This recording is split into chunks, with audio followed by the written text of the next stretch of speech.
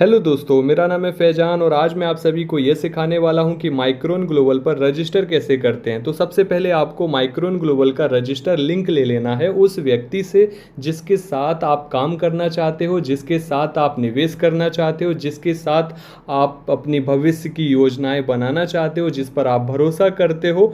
उस व्यक्ति जो एक्टिव हो पूरी तरीके से, उससे आपको माइक्रोन ग्लोबल का रेफरल लिंक ले लेना है और रेफरल लिंक पर आपको क्लिक करके ही रजिस्टर करना होता है। तो जैसे आप सामने स्क्रीन पर देख पा रहे हो, ये मेरा ही रेफरल लिंक है और एक व्यक्ति है जिनका मैं रजिस्ट्रेशन कर रहा हूँ।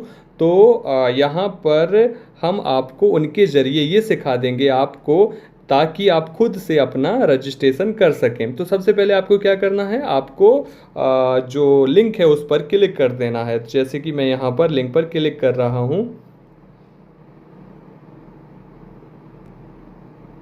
हाँ, लिंक पर क्लिक करते ही आपको इस तरीके का एक फॉर्म दिखाई देगा, रजिस्ट्रेशन का एक फॉर्म दिखाई देगा, जहाँ पर इस तरीके से आपको कुछ डिटेल्स यहाँ पर भरनी होती है।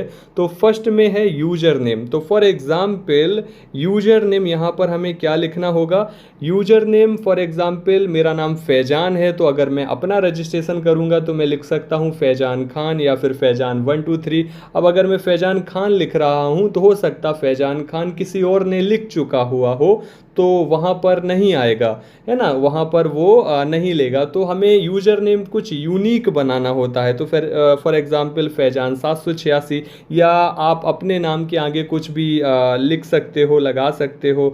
आप अगर अपने नाम से माइक्रोन ग्लोबल पर शेयर खरीद रहे हो, यूएसटी का शेयर खरीद रहे हो या रजिस्ट्रेशन कर रहे हो, तो आप यूज़र नेम अपनी बेटी के नाम पे रख सकते हो, बेटे के नाम पे रख सकते हो। यूज़र नेम मीन्स एक यूनिक नेम, है ना। जैसे हम लोग ईमेल बनाते हैं तो वो ईमेल में अगर हम कुछ भी बना करके टाइप करें तो वो ईमेल बन जाता है ना। बहुत से लोग नाम का इस्तेमाल करके भी ईमेल को बनाते हैं। तो यूज़र नेम स्मॉल लेटर में ही आपको यहाँ पे लिखना है। तो जैसे कि मैं यहाँ पर लिखूँगा, आप सामने देख पा रहे होगे, मैंने यहाँ पे यूज़र नेम को लिख दिया हुआ है। तो ये रहा यूज़र नेम। और उसके बाद ईमेल आईडी पूछा जा रहा है। तो जो भी आपकी ईमेल, यहाँ पर एक बात याद रखना है, जब आप माइक्रोन ग्लोबल पर रजिस्टर करें, अगर आप एक नए व्यक्ति हैं तो आप अपनी कोई भी ईमेल आईडी से रजिस्टर कर सकते हैं। लेकिन अगर आपने यूएसटी यानी स्काईवे का शेयर पहले से खरीद रखा है, कहीं पर भी खरीद रखा है, चाहे वो आरएसडब्ल्यू प्लेटफॉर्म हो, चाहे वो एसडब्ल्यूसी प्लेटफॉर्म हो, या वो स्काईवे इन्वेस्ट ग्रुप यानी स्विग का प्लेटफॉर्म हो, आपको उसी मेल आईडी से ही माइक्रोन ग्लोबल में रजिस्टर करना होगा। उसी मेल का उपयोग करना है। यहाँ पर मेल बदलने की कोशिश मत करना, क्योंकि फिर जितने भी आपके शेयर होंगे, फॉर एग्जांपल आरएसडब्ल्यू में शेयर होंगे, या आपने स्काईवे कैपिटल में खरीदे होंगे, या किसी भी प्लेटफॉर्म पे शेयर खरीदे होंगे, वो सारे शेयर आपको माइक्रोन ग्लोबल में दिखाई देने वाले हैं। इसलिए सेम जीमेल का यूज करना बहुत ज़्यादा ज़रूरी है। तो यहाँ पर जैसे कि मैं अपना जीमेल यहाँ पर लिखने जा रहा हूँ, तो मैंने यहाँ पर उस व्यक्ति का जीमेल आईडी टाइप कर दिया हुआ है। उसके बाद सिटीजनशिप पूछा जा रहा है ना। तो सिटीजनशिप यहाँ पे बहुत सारे लोगों को डाउट होने लगता है कि कैसे करना है। आपको सिलेक्ट कंट्री पे क्लिक करना होगा और यहाँ पे सिर्फ इंडिया टाइप करो, इतना INDI, है ना, AB टाइप मत करो। सिर्फ इतना लिखने से आपको आ जाएगा रिपब्लिक ऑफ इंडिया, इस पे ही टच कर देना है। अब अगर हमने A को टच कर दिया तब भी आपने देखा कि इतना ही आया, यानी हम पूरा भी लिख सकते हैं INDIA इंडिया। लेकिन अगर इंडिया के आगे आपने स्पेस कर दिया तो ये गायब हो जाएगा और लिख करके आएगा no matches found for your query. तो इसका मतलब क्या हो रहा है कि लोगों को लगता है कि क्या गलत हो गया, या फिर उन्हें लगता है कि रजिस्ट्रेशन करना तो बहुत कठिन है। नहीं, ऐसा नहीं है। आपको इंडिया के आगे स्पेस नहीं रखना है। तो जैसे ही मैंने स्पेस को कम किया, है ना, वो जगह कम की, तो आ चुका है रिपब्लिक ऑफ इंडिया। तो इतना लिखने के बाद रिपब्लिक ऑफ इंडिया पे आपको क्लिक कर देना है। ये हो गया। अब यहाँ पर आती है फ़ोन नंबर की बारी। तो फ़ोन नंबर यहाँ पर आपका जो भी फ़ोन नंबर हो वो यहाँ पर आपको टाइप कर देना है। फॉर एग्जाम्पल मैं यहाँ पर एक नंबर टाइप करने जा रहा हूँ। तो यहाँ पर आपने देखा कि मैंने यहाँ पर अपना फ़ोन नंबर टाइप किया हुआ है यहाँ पर, ताकि आपको दिखा सकूँ, इसलिए मैंने यहाँ अपना नंबर डाला हुआ है। और एक चीज़ जो आपको समझनी होगी, जब आप इस तरीके से नंबर टाइप करते हो तो बहुत सारे लोगों को लगता है +91 हो गया, और अभी ये 89 जो है, जो भी आपका दो अक्षर शुरुआत के होंगे वो बॉक्स में आ जाएंगे, है ना। तो इससे भी चिंता करने की बात नहीं है, आपको बस बेझिझक यहाँ पर आपको अपना फ़ोन नंबर लिख देना होगा। उसके बाद क्या करना है, आई एक्सेप्ट और नीचे आई एग्री, इन दो बॉक्सेस पे भी आपको क्लिक कर देना होगा, और इसके बाद आपको साइन अप पर क्लिक कर देना है। ये बहुत ही इजी है, और इतना होने के बाद आपको साइन अप पर क्लिक कर देना होगा।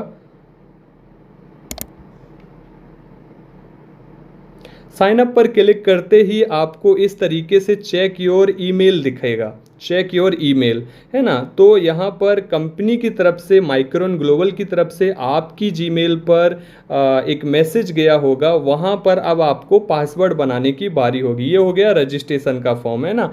अब इसके लिए क्या करना होगा, आपको सामने ही आप देखोगे तो यहाँ आपको दिखेगा ईमेल कंफर्मेशन करके, ये आ चुका है, जीमेल पर मैसेज आ चुका है। तो यहाँ पर हमने इसको क्लिक किया। हो सकता है आपको सामने नोटिफिकेशन पे मैसेज ना दिखाई दे, तो आपको अपना मेल चेक करना होगा, या आपको स्पैम फोल्डर भी देखना पड़ सकता है। कभी कभी होता है मेल में वो सामने नहीं आता, तो स्पैम फोल्डर को भी चेक करोगे तो वहाँ पर इसी तरीके से आपको ईमेल कंफर्मेशन करके आपको मैसेज दिखेगा। तो यहाँ पर देखो हेलो करके और नाम लिख करके आ चुका है। तो यहाँ अब हमें क्या करना है, कन्फर्म ईमेल पर क्लिक कर देना है। कन्फर्म ईमेल पर क्लिक करते ही आपको सामने जो इस तरीके का एक इंटरफेस दिखने वाला है, हाँ, सामने जो इस तरीके का इंटरफेस आपको दिख रहा है, सेट पासवर्ड, यहाँ पर आपको दो बारी सेम पासवर्ड बना लेना है, दो बारी सेम पासवर्ड बना लेना है, पासवर्ड और रिपीट पासवर्ड। तो यहाँ पर मैं यहाँ बनाने जा रहा हूँ। तो यहाँ आपने देखा है कि मैंने दो बारी पासवर्ड बना लिया है। पासवर्ड कैसे बनाना है, फॉर एग्जाम्पल मेरा नाम फैजान है, तो फैजान 123 ये बहुत सरल पासवर्ड होता है। इसी तरीके से आपको एक कठिन पासवर्ड डिजाइन कर लेना है, और उसमें पहला अक्षर कैपिटल हो, दूसरा है ना स्मॉल लेटर कुछ हो, उसके बाद 123 इस तरीके से कुछ वर्ड हो सकते हैं, @ है ना, डॉलर, या फिर हैशटैग, जो भी आप अपने पासवर्ड को जितना भी कठिन रखना चाहो उतना कठिन रख सकते हो। एक चीज़ जो और मैं आपको बता दूं, बहुत सारे लोग, क्या हम RSW जैसा पासवर्ड यहाँ पे भी रख सकते हैं, जो हमारा RSW पे है वो यहाँ रख दें, जो हमारा SWC पे है वो हम यहाँ पे रख दें, ताकि कोई भी हमें परेशानी ना हो, याद करने में समस्या ना हो। तो हाँ, आप ऐसा भी कर सकते हो, आपका जो पुराने प्लेटफॉर्म पे पासवर्ड हो वो भी आप यहाँ पर रख सकते हो, बस वो पासवर्ड कठिन होना चाहिए। इसके बाद हमें क्या करना है, इसके बाद हमें कंटिन्यू पर क्लिक कर देना है, दो बार पासवर्ड बनने के बाद। कंटिन्यू पर क्लिक करने के बाद एक बार और पूछेगा इनवाइटर कंफर्मेशन करके, कि जो आपका स्पॉन्सर है एक बार आप उसको देख लो, उसका नाम देख लो। चूंकि लिंक पर क्लिक किया है तो सही नाम ही आएगा, है ना। तो यहाँ पर देखो नाम हमारा ही लिख करके आ रहा है, फैजान MLCI। तो यहाँ पर जो नाम आ रहा है यानी कि बिल्कुल सही है। अब हमें कन्फर्म पर क्लिक कर देना है। एक चीज़ और जो मैं आपको बता दूँ, हाँ, एक चीज़ और जो मैं आपको बता दूं, कि जब फ़ोन नंबर आप लिखते हो तो बहुत सारे लोग कंफ्यूज होते हैं। जब आपने जो फॉर्म है, रजिस्ट्रेशन का फॉर्म है, उसमें जब फ़ोन नंबर मैं लिख रहा था तो यहाँ पे भी बहुत सारे लोगों का सवाल आता है कि क्या उसी फ़ोन नंबर को लिखना होगा या हम बदल सकते हैं। तो माइक्रोन ग्लोबल पे आप फ़ोन नंबर को बदल सकते हो। एक सेकेंड, हाँ, ये मैं आया बैक टू होम पेज, यहाँ पर इस तरीके से ये नॉर्मली आपको दिख सकता है। और जो मैं आपको बताना चाह रहा हूँ बार बार वो ये है कि फ़ोन नंबर आप बदल सकते हो, बस आपको ईमेल सेम रखना है, और जिस ईमेल से आपने रजिस्टर किया है, अब ये ईमेल RSW पे हो सकता आपके नाम पे हो, तो आप अपने ही नाम पे माइक्रोन ग्लोबल पे KYC करें। अगर ये ईमेल RSW में वाइफ के नाम पे शेयर खरीदे थे तो वाइफ के नाम पे ही KYC करें, यानी कि सेम टू सेम हो, कुछ भी बदला ना जाए। तो यहाँ पर ये हो चुका है इतना। हाँ, तो आपने देखा ये आईडी ओपन हो चुकी है, रजिस्टर पूरी तरीके से कंप्लीट रहा। और अब यहाँ पर आपको दूसरा प्रोसेस स्टार्ट होता है, KYC। तो यहाँ पर आप देखोगे सामने स्क्रीन पर दिख रहा होगा वेरीफाई करके। आप वेरीफाई पे जैसे ही आप क्लिक करोगे तो ये आपसे KYC के लिए डेटा आपका मांगेगा, है ना। तो KYC जब आप करें तो फॉर एग्जांपल आपने RSW प्लेटफॉर्म पे या किसी भी प्लेटफॉर्म से आधार कार्ड से किया हो, तो जो अब आपके पास आधार कार्ड अपडेटेड हो तो उसी आधार कार्ड से करें, है ना। अगर आपने पासपोर्ट से किया था तो जो अपडेटेड पासपोर्ट हो उसी से करें। फॉर एग्जांपल एक्सपायरी डेट कभी कभी बदल जाता है, पासपोर्ट जब एक्सपायर हो जाता है कई सालों के बाद, या आधार कार्ड में एड्रेस, सरनेम, बहुत सारी चीज़ें बदलती हैं। तो जो आपका नया होगा ना वर्तमान में, तो आपको उससे ही अपना केवाईसी कर लेना है। तो वेरिफिकेशन के लिए आपने देखा कि ये इस तरीके का डेटा पूछता है। और वेरिफिकेशन कैसे करना है इसका मैं पहले ही वीडियो बना चुका हूँ। Okay, thank you so much.